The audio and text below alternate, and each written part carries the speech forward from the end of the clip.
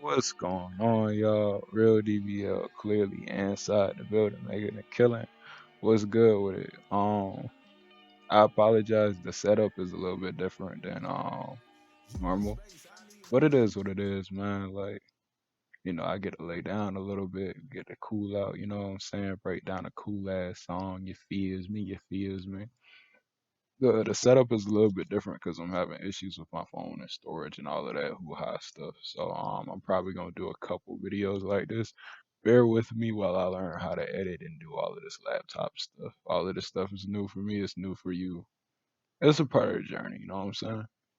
So today we're gonna be breaking down the most important song on the album, and it's called "Conversations with My Wife." And some of y'all might have enjoyed it, some of y'all might have not. I definitely didn't when I made it,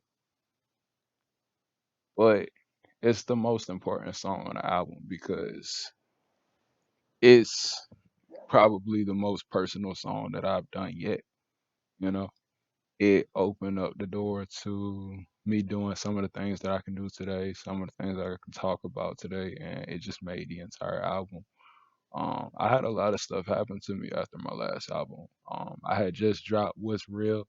If any of y'all haven't seen that, haven't listened to that, I appreciate it if you get out there and listen to it. If any of y'all could purchase it, I'd appreciate that too. I really would appreciate the help. Um, I had I had just dropped What's Real. Um, I've been in a relationship now going on for like a year. And around the time, like, this is Valentine's Day, all this other stuff, like, I was high strung. I had a lot of insecurity issues that I've alleviated, confronted, and dealt with as of today, you know, that were bothering me a lot back then. You know, it took a lot for me to get to where I am now. And this is in the same year. I dropped What's Real this year, and then I came back around and dropped, for what it's worth. But at the time, like I was having issues with security, like love of self, and I think at the time I was abusing my relationship and I didn't even realize it. But you create love and evolution with somebody that you with, but it's not their job to be your mom or your dad or anything like that and, you know, love you for you. You have to find that within yourself. So when she needed space and time to work on some things, like I panicked, naturally when you revolve everything around this person. And it's not saying fuck them or don't shower them with attention, but like, and it's hard, like, it can be difficult to catch, but only living for somebody else or only seeing your existence as this other person, that's not good. You got to realize what your worth and what you have to offer. You know what I'm saying? And that can be difficult because you just see the same person in the mirror, like looking good or looking bad. You see the same person in the mirror. But she needed space because she had a lot on her plate, and she made it extremely clear to me that like losing us was the last thing that she wanted to do. She just needed time to handle some real ass shit she was dealing with, and I couldn't see past me, and made it World War III. And you know, ended up giving her space, but the entire time it was killing me. You know, I spiraled. I didn't go as far as I have gone in the past because, you know, a lot of y'all don't know me, but I come from a family history of abuse and alcoholism and you name it. And I don't talk about it a lot to anybody. Like anybody that's known me longer than 7 years and stuff like that, they don't even know that about me because I don't talk about myself like that. I don't give a fuck about it. I give a fuck about what I do now, you know. But I've already been through my different strat. Like kind of like my different spirals at a young age. Like I was addicted to alcohol at a young age. Like, I had a suicide attempt, an actual attempt, not just saying I was going to kill myself like I tried. I've been at some of the lowest areas in life that you could ever go to. Like, and that's just not being completely descriptive. Like, but, you know, so that happened with our relationship, and I started spiraling in the form of like just not giving a fuck about work or the job I was working, like just going in on niggas and shit. Like, and I just started working out, started boxing, started going to therapy because I'm like, shit, man, I can't. I got to be the best version of myself that I can be, and I got to find out what the fuck that is because after somebody that I had kind of gotten my entire schedule revolved around, like, after that gets pulled away, you left with yourself. And it was uncomfortable being with myself. And I didn't remember being like that at the start of the relationship. So it wasn't about getting something that I lost, but it was more about like just finding stability, finding my core. Like a lot of beef and a lot of shit comes from people not having the courage to try to love on themselves. So they can't respect you because then they're put at a disadvantage and people are afraid of that. They're afraid to give you flowers for what they see you trying to do when they can't give themselves that because now they not only hate themselves, but they feel inferior to another person now, on top of who they probably already feel inferior from. So they would rather belittle you and rather make you flatter them or feel good about putting you down, you know, because they don't love themselves. That's where all of this shit comes from. And at the time, like, I didn't know how to put my fears and my worries in a song because I ain't want, you know, I had never talked about anything like that in my audience. And it's so much pressure that we put on ourselves to be the strongest version of ourselves at all times. So I was like, no, there's no way I'm gonna get on a record and like, you know, I don't want people to like know that like, at the time I was thinking like, I don't want people to know, you know, that I done lost her or that I might lose her or, feel like I'm not up to snuff as a man, like I don't do what I need to do or, like I can't keep nobody or anything like that. Like I was afraid of all of that shit, man. And in reality, there's a lot of people out there that probably feel like that. There's a lot of people out there that probably have the same fears. Probably like that has actually happened. So not just afraid it was going like, these are things I was afraid were gonna happen to me. Like I was afraid that I was gonna lose her. But there are people that probably dealt with this or deal with it in silence.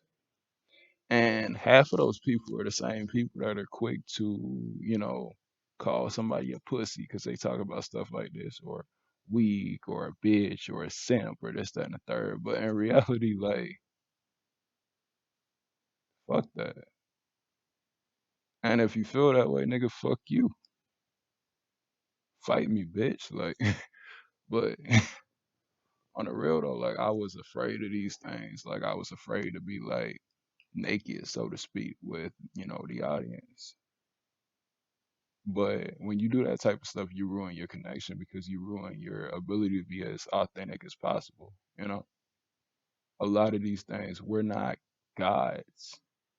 We're not so different that we go through shit that's, other people that can't relate to or, other people don't experience in their lives. Like, that's the inferiority and superiority complex at the same damn time. Like, you gotta be the strongest version of yourself, you know, but at the same time, like, you feel less than for people to see you in a certain light. So you feel inferior a certain way. But now to the song. Um, Music has always been an outlet for me. So when the time came, like I made this cold ass beat that really sounded like it could be on some player shit. Like my homie even wanted the beat and everything, and I was like, nah. And one day I just said, fuck it. Like my mom had been hollering at me like, yo, you need to make a song. You need to put all this stuff in your music. Sisters like, you need to put all this stuff in your music. But like when this is stuff that I'm struggling with, demons that I'm actually fighting on an everyday basis, you really think I'm trying to put, that shit in a song? Cause I gotta hear that shit back. Or have other motherfuckers hear me talk about this, or like, people look at me like, woo, woo, oh, like, like, nah, fuck that. But one day I was like, fuck it, let's do it. And just trying to think of the coldest shit to say, and like finally I just said, fuck it. Like I started saying what was on my mind. This is shit I wanted to yell at her, and I got down on it, and I listened back on it, and I'm thinking I'm spazzing on her, and in reality I just said the sweetest shit I possibly could have on that song. It's so sweet. I said,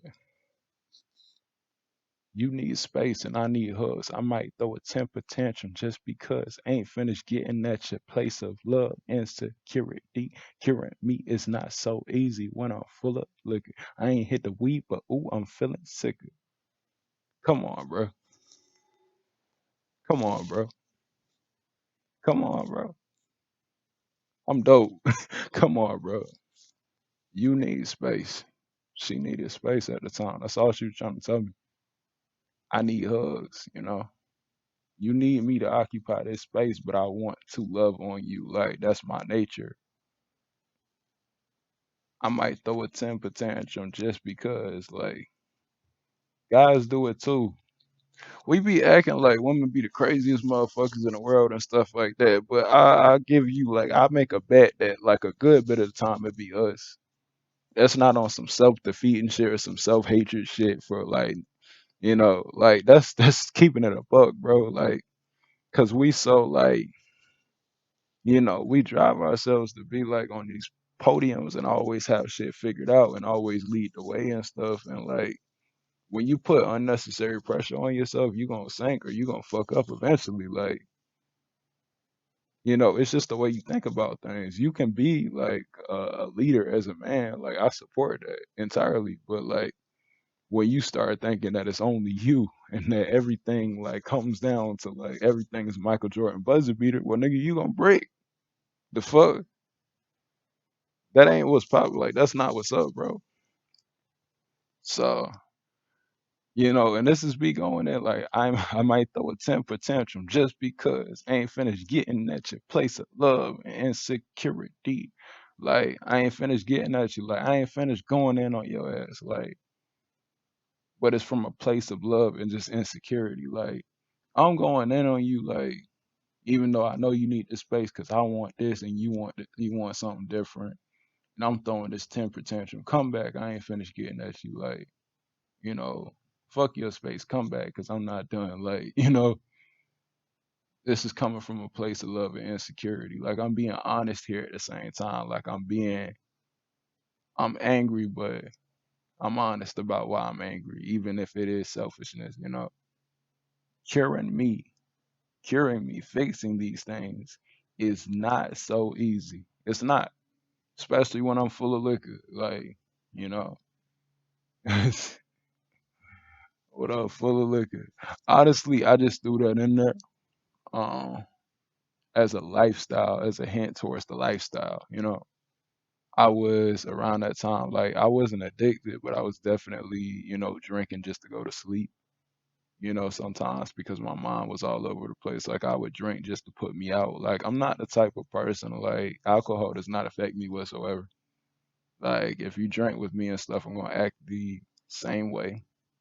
My reaction time might be different, but you won't notice it. But the most like I probably go to sleep after a while, leave your ass.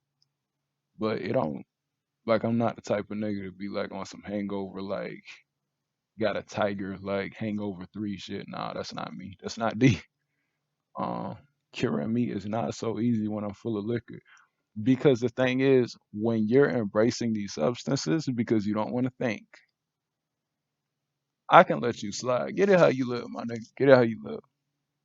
But when you embracing these substances because you don't want to think and you do it one time, that's all right. He's slipping. All right, cool. You do it two or three times, nigga. Alcohol makes you sweat. It kills your appetite.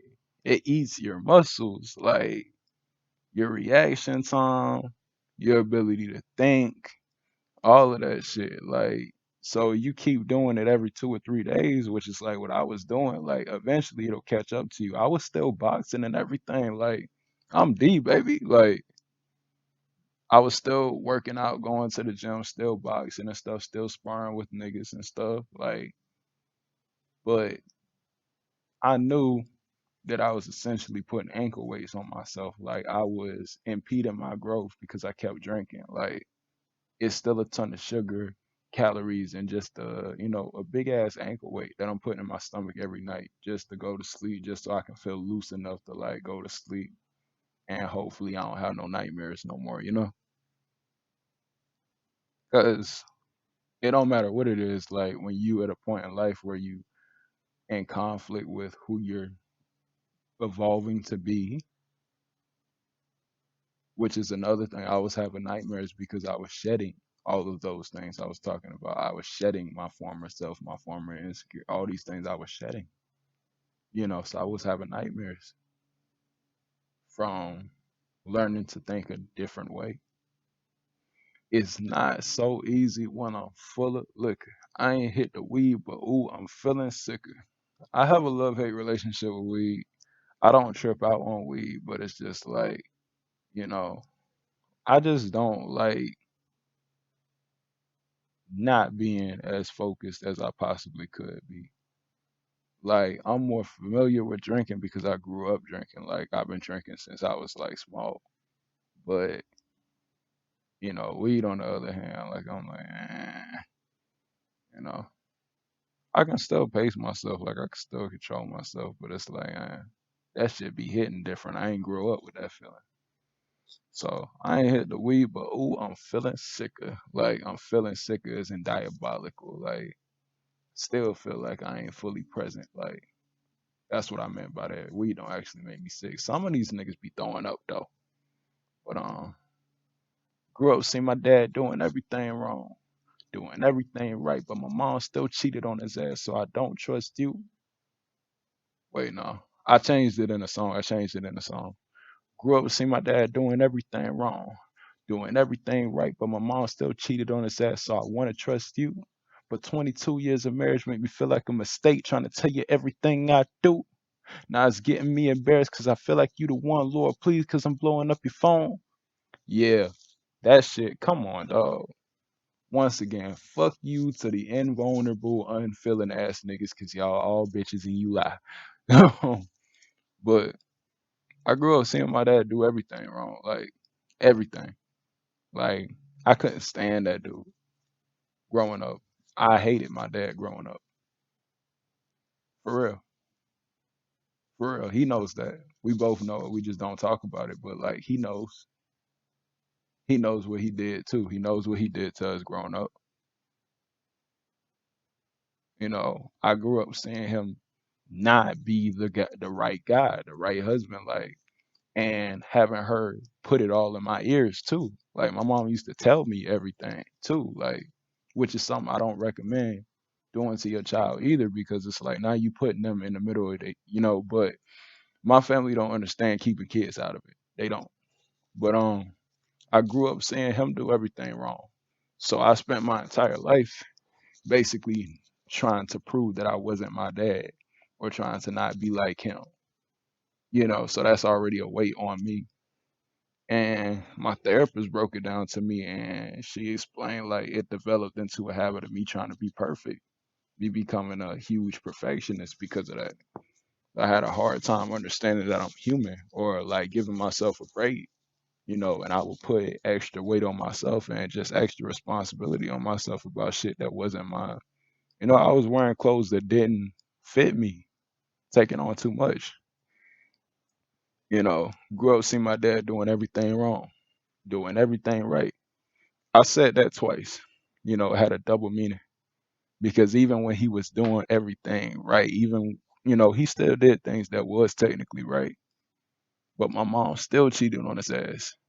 And I said it for like I'm over here doing everything right. I'm being the antithesis to this nigga, like Satan to my Jesus, basically. But my mom still cheated on his ass, like, cause I'm over here thinking I'm child, I can fix the marriage by just being the best son, like. So I want to trust you, but 22 years of marriage made me feel like a mistake. When you grow up in a house that's basically like a war zone, and you see a ton of like fucked up ass shit, like that you shouldn't do to kids or shouldn't do, like you start thinking like after a while, like, and then you get older and you realize y'all niggas just never should have like interlapped in the first place. Like you start realizing it's like, or start feeling like, damn, like 22 years that y'all been married, or like however long that y'all been, made me feel like I shouldn't have came along in the middle of this. Like, was I a mistake? Like, was I the thing? Like, y'all holding together for me did more damage than y'all just splitting up. Like, it would have been better if y'all just split up. Trying to tell you everything I do. Like, I'm trying to tell you everything I do. I'm trying to tell you these things. But now it's getting me embarrassed because I'm starting to realize how in this I'm saying I'm trying to tell you everything I do, but now it's getting me embarrassed because I'm realizing how insecure I actually sound, why I'm telling you all these things and stuff like that. I'm telling you so freaking much. I'm overdoing myself because I'm insecure. And at this point in my life I was. But because I feel like you the one, Lord, please, because I'm blowing up your phone. But like I still feel like, you know, only time will tell, but that's my baby, man. Because I feel like you the one, Lord, please, because I'm blowing up your phone. Wonder where it went wrong when the last chick left wasn't even a set slide through. Bitch, suck me to the bone. Hey, this is blunt as fuck, man. Y'all get it. Do feel like you the one been blowing up your phone. I don't give a fuck.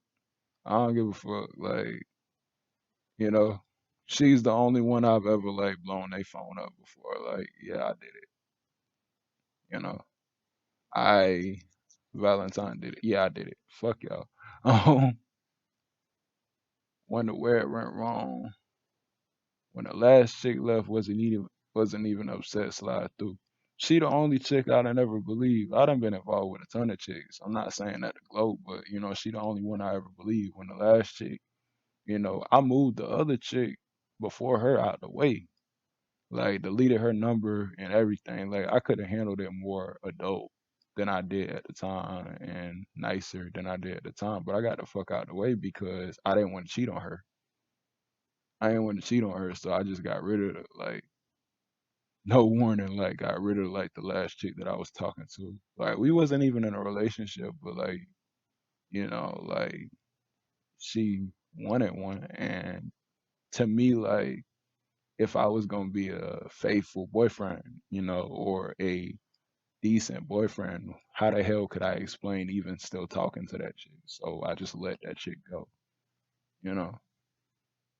And then like before her, I was dealing with a chick that like was interested in me, and you know, we was talking like we was finna get together, and something tragic happened in her life, and she dipped off, and I never got a word from her or anything, and you know, but it didn't have time to turn into like an actual running boyfriend girlfriend relationship or whatever and stuff, but you know, it stopped before it could even form, basically. So when she left, I wasn't upset. Like I'm telling you, slide through. This little bitch I cut off before you.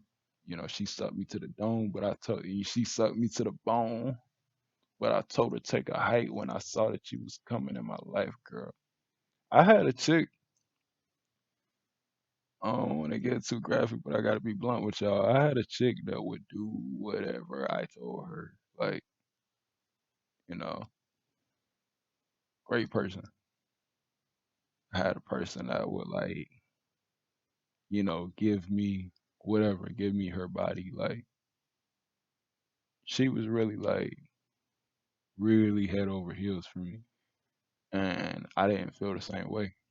But I never lied and told her the truth. Um, and we still continue to do things, but she understood. She was very aware, like very, very aware of how I actually felt about her. And we were friends. But as soon as my girl came around, I pushed that shit out the fuck. Like I said, same situation I was just talking about. Like, I didn't feel like it would even be morally right for me to still even text her or be in communication with her. So I cut her completely off. So I told her to take a hike when I saw that she was coming in my life, girl. Say you love me, that's the story of my life, girl. No one above me, that's the glory of my wife, girl. If you love me, you'll be calling me tonight, girl. Yeah, that's where I got the hook in from. That's where I that's where I got the hook in. It's very blunt. Like at the time, I was saying it out of anger though. Like I was saying it on some like, oh, you love me, but like I done did all this. Like, say you love me, that's the story of my life, girl. So many girls done told me they love me, boy. And really meant it too. Like really meant it. And then I got older and realized like they didn't know what love was. So they really did love me at the time. But like, yeah, like I'd have been told that a lot, bro. It didn't really have so much of an effect on me. Like, you know, no one above me. That's the glory of my wife, girl. Like, you better put no one above me as my wife, because that's what you are to me. If you love me, you'll be calling me tonight. Like I said, I gave her space, had yet to like really, really hear from her at the time. She hit me up as soon as I finished this song. That's the funny part. I ain't even dropped this song. I was still writing this song at work. I was on my phone typing this song and she texted me out the blue as soon as I finished writing the song. I was like, ain't this about some shit? You know, no one above you. That's the glory of my wife, girl. Beep, beep. Like, got a text, you know. But it is what it is, man. The signs are the sign. Um, this is the little mini bridge that I wrote. Sorry, this is out of order because, like I said, I wrote this in spurts. Like the song, I kind of freestyle putting this together, and it just turned out great. But this is kind of like the little bridge. It's like I can feel a pull to you. It's something about your porn. Don't do it for me. Drive me crazy on the road for half a day. Ride me, baby. Pull up in a rental car and bet frauds. That shit is fire. I can feel a pull to you. I do. It's something about you. Porn don't do it for me. It don't. Just you. People don't realize when you out here fucking all these chicks and whacking off to like all of this shit. And like I said, I speak to myself first. You giving up creativity.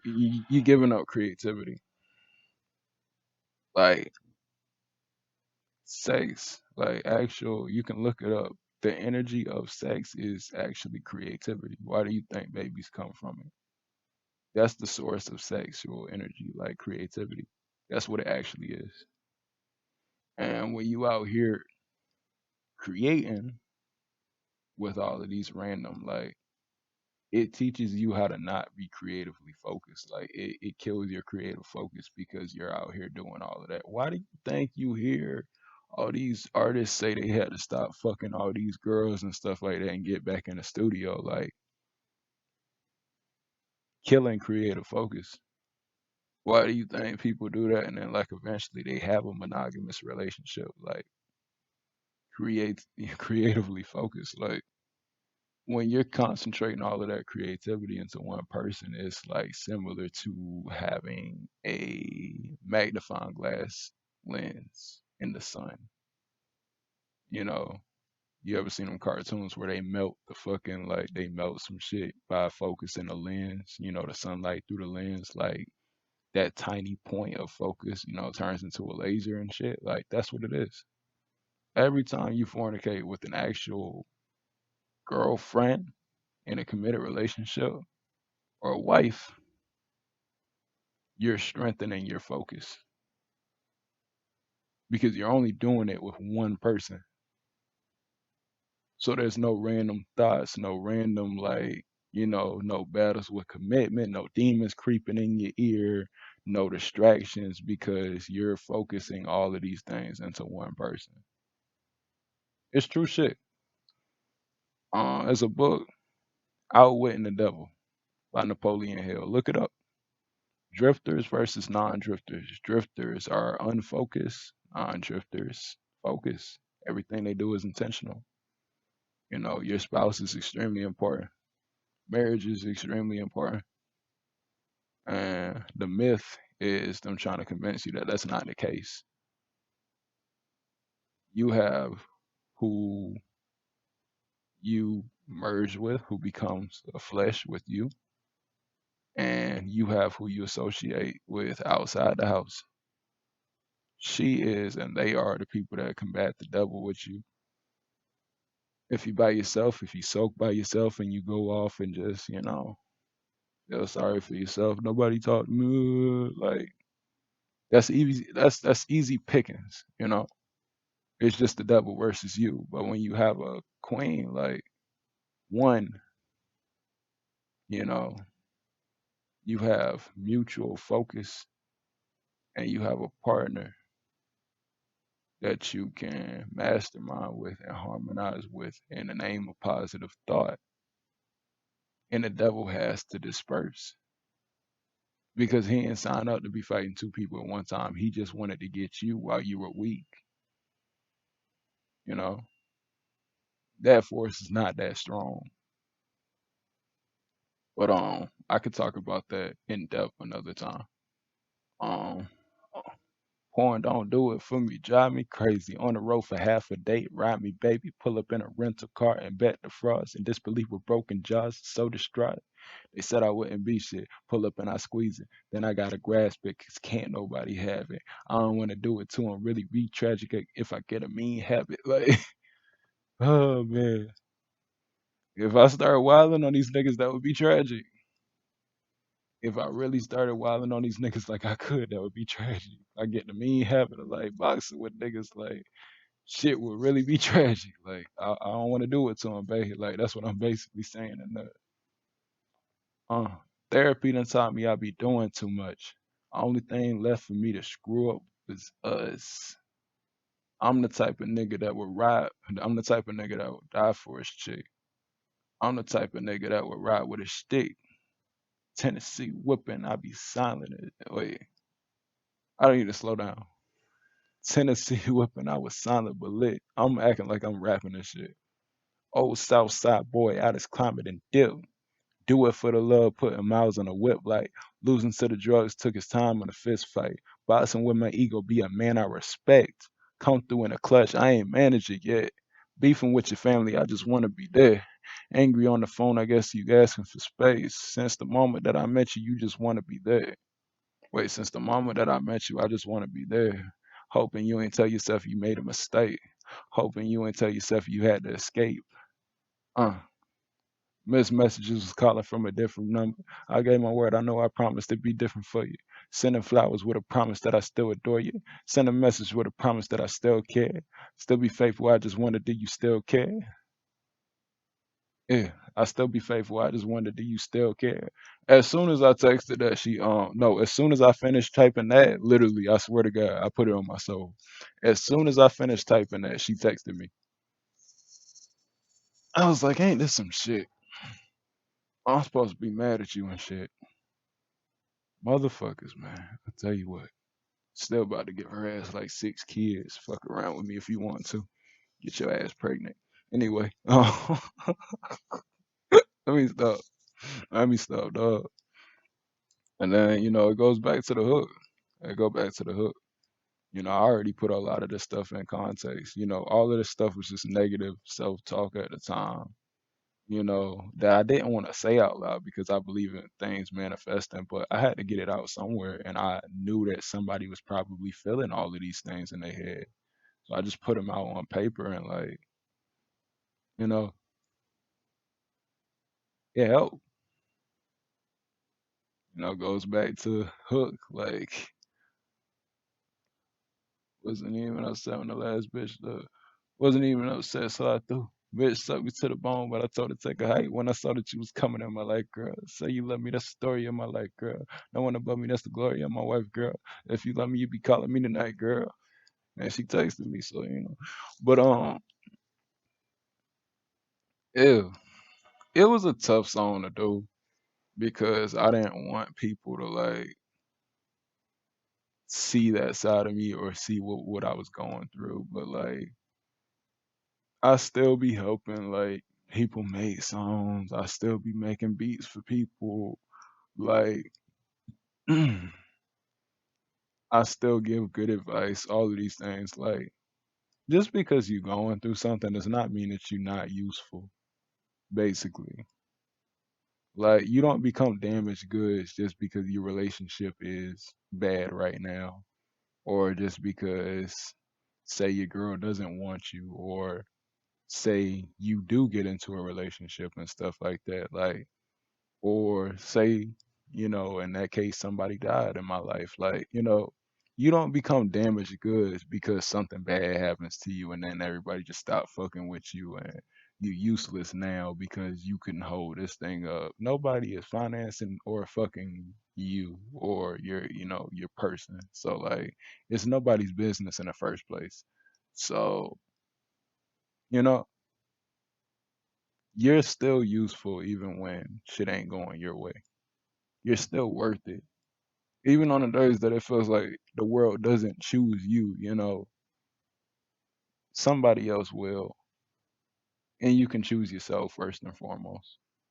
You're still worth it even when you don't have a dollar in your bank account. Even when no job will hire you, you're still worth something. You can still have a conversation with a little kid and tell them something that they'll keep with them for the rest of their lives. Even if you're unemployed, you're still worth something. Even if, somebody don't want you, you're still worth something. Even if somebody dies in your life, you're still worth something, you know. But I named this song Conversations with my wife because, whether it's this young lady or anybody else in the future, you know, this is a conversation I had to have with my significant other and myself. This is a standing conversation because all of this stuff is relevant to my past and that's relevant to who I am. It's not who I am anymore, but it was there, and it needed to be said. It was a conversation. It's here's why I know I just learned why I do the things that I do. Here it is. You know, what's up? And there we have a conversation with my wife. It was a difficult song to do, but it was so easy and I felt great afterwards. I feel like I could talk about anything afterwards, and I still feel that way. I can talk about anything. I am your favorite rapper.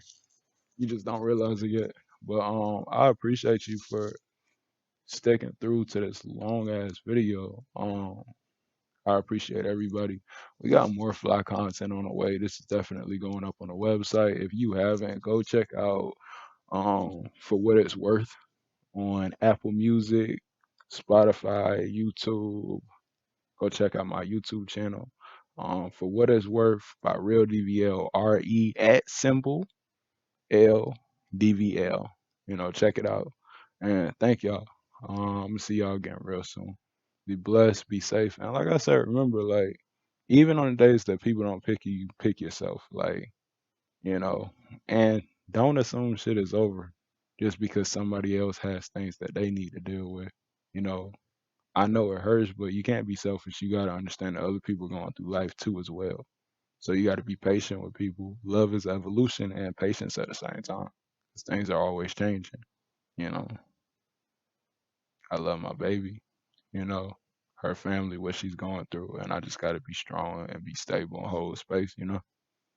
That's all you can do for your loved ones, your mom, anybody else. But don't shorten shit and don't look at the glass half empty. Look at it half full. All right, that's it. I don't officially talk too much. Love y'all. Thank you.